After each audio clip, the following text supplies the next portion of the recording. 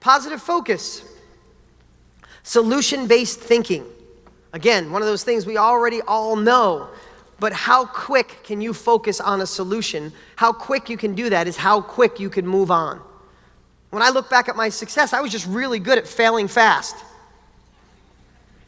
I teach my kids all the time when they start talking about the past or what went wrong, I say, how does that serve you? I know this is a really simple analogy, but if you spill a glass of milk, you could say, why did it spill? Whose fault is it? Why will it smell? Which house should I clean? Or you could just go get a new glass of milk and a towel. It's how fast you focus on the solution is how quick your level of success can rise. And you need to train yourself that when shit goes sideways, how do I fix this? Not why did it happen?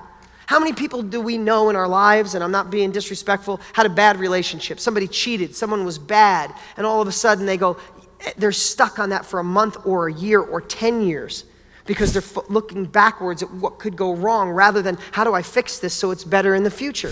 People do it with business. People do it with all parts of their lives. All I know is successful people, when it goes wrong, take the lesson and then look for the solution. Dan Sullivan said to me once, and I loved it, is your past is nothing more than research and development.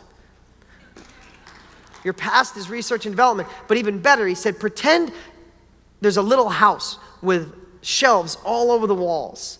And on those shelves is your past. Little buckets of all the different parts of your past. He goes, the greatest gift I could say is the house catches on fire and you only have a suitcase this big. Go grab from your past that which serves you and let the rest burn to the ground.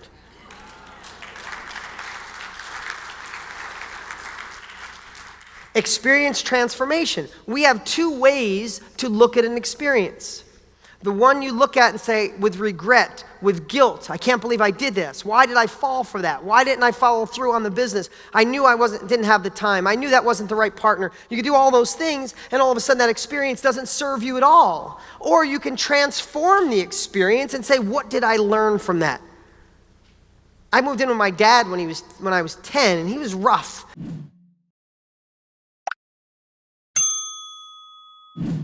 He was rough. He'd lose it and get mad. He was kind of violent. And as a kid, I hated that because he could go off the deep end and it would be really tough as a kid. And I didn't realize that I learned how to read his emotions. If I let him get in the wrong space, it would be violent and some crazy stuff. But I learned how to see that coming, and I could feel that emotion.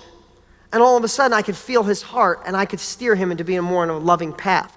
I had no idea what that was doing. That I could look back and go, poor me, I had a violent, crazy dad, or I could look back and go, holy crap, he taught me how to read people. I could sit here today and feel this audience, feel what you need, desire, and hope I'm delivering what you need in your life because of that experience with my dad. Because if I didn't read him, it was tough. Now I can read people on the other side of a camera and in an audience. That was the greatest gift he could have ever given me. I'd still be working on cars if I didn't have that gift. I transformed that experience. So what experience can you transform in your life? What's up? What's up? Hey, before you go, you need to watch these next few videos. They're absolute game changers. Hurry up and click right over here and watch them, and I'll see you there.